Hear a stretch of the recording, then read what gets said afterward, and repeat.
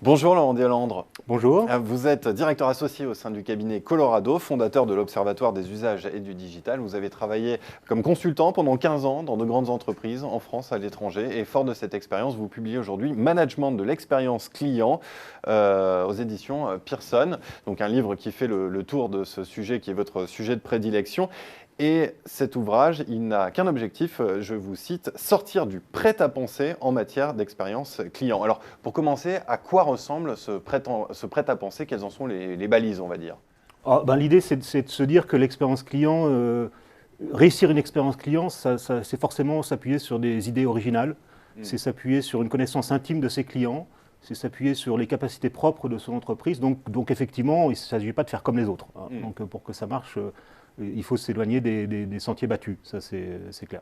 Alors justement, vous déconstruisez ces idées reçues dans votre livre, c'est l'un des mérites de votre ouvrage. Par exemple, vous dites, le plus souvent, les marques recherchent une forte intensité relationnelle avec leurs clients, avec le potentiel de réachat que cela implique. Alors pourquoi est-ce que vous pouvez nous expliquer en quoi c'est une erreur stratégique? Voilà, ça c'est une des choses trappes les plus classiques en matière d'expérience client.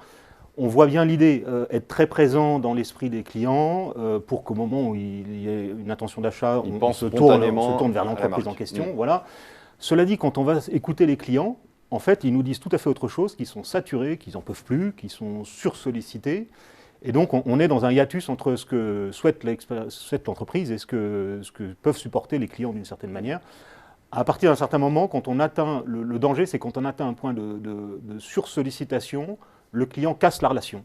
Et du coup, l'entreprise n'est plus du tout audible aux yeux de ses clients. Donc, effectivement, il faut savoir créer des rendez-vous avec ses clients, mais sans les sursolliciter.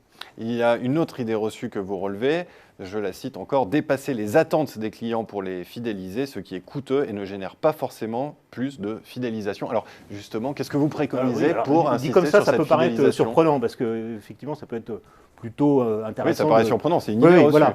Alors, en fait, ce que j'ai souvent observé, c'est que des entreprises, effectivement, dépensent beaucoup d'argent sur des choses qui ne sont pas vraiment très importantes aux yeux des clients. Et donc, clairement, on pourrait là avoir des sources d'économie sans dommage dans la relation.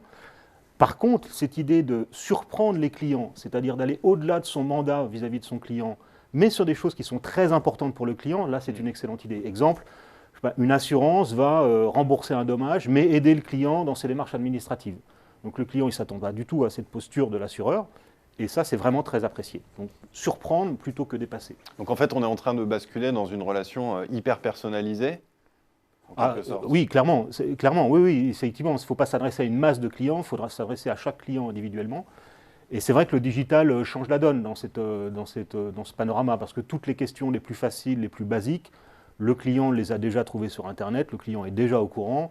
Donc effectivement, il faut s'adresser à ses clients de manière très personnalisée et contextualisée. Mais c'est intéressant parce que la tendance ces dernières années, on voit que les entreprises ont plutôt eu tendance à automatiser leur centre de relations clients. On a tous en tête les appels à nos fournisseurs d'accès Internet, à nos fournisseurs d'énergie. Est-ce qu'on peut dire que cette période, elle est révolue, c'était une véritable erreur de management? Non, enfin, il y a un point d'inflexion. C'est-à-dire qu'à un moment donné, il a fallu faire face à de nombreuses demandes clients et il fallait bien des gens pour y répondre. Mais ces demandes clients sur les aspects, sur les motifs les plus simples, on voit bien que maintenant c'est le digital qui va le prendre en charge. On voit aussi que de nombreux clients peuvent s'entraider et quelque part se répondre et se donner des coups de main entre eux.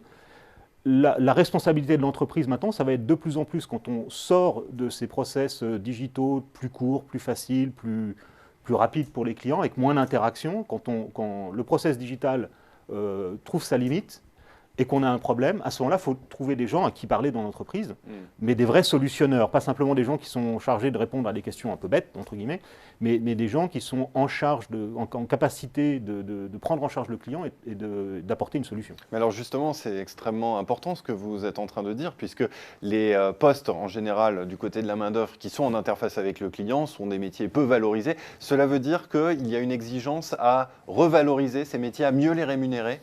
Alors, on est là, comme je le disais, on est sur un point d'inflexion. C'est-à-dire qu'effectivement, d'abord, ces postes à faible valeur ajoutée sont plutôt en train on perçoit plutôt une diminution en volume de ce nombre de postes. Pour ceux qui restent, oui, leur responsabilité, leur champ de compétences, le rôle qu'ils vont jouer dans l'entreprise est beaucoup plus important, et donc on peut s'attendre à une augmentation des rémunérations. Dernière question, Laurent Deslandres. Pour une entreprise, comment mettre en place cette stratégie de relation client? C'est vraiment ne pas utiliser les méthodes qui sont généralisées, que l'on voit partout, sortir du prêt-à-penser. C'est ça votre... Oui, je pense qu'il faut conduire un raisonnement marketing rigoureux. Il faut se poser les bonnes questions. Alors ça passe par plusieurs étapes. Il faut d'abord bien connaître ses clients, les observer, les écouter, s'intéresser à leur parcours, s'intéresser à leur vie subjective dans la relation avec la marque. Cette étape de compréhension des clients est essentielle, elle est souvent négligée. Et ensuite, il faut choisir ses batailles. En matière d'expérience client, le champ est tellement vaste, ce n'est pas simplement les interactions clients, c'est tout le vécu du client avec une marque. Et je pense qu'il faut choisir ses batailles et se dire, c'est sur ces aspects-là que je vais être bon, les autres, je vais être plus standard. Et c'est vraiment dans ce choix stratégique qu'il y a sans doute la clé de la réussite. Et après, dernier point, peut-être, c'est réussir vraiment à mobiliser toute l'entreprise autour de ces objectifs.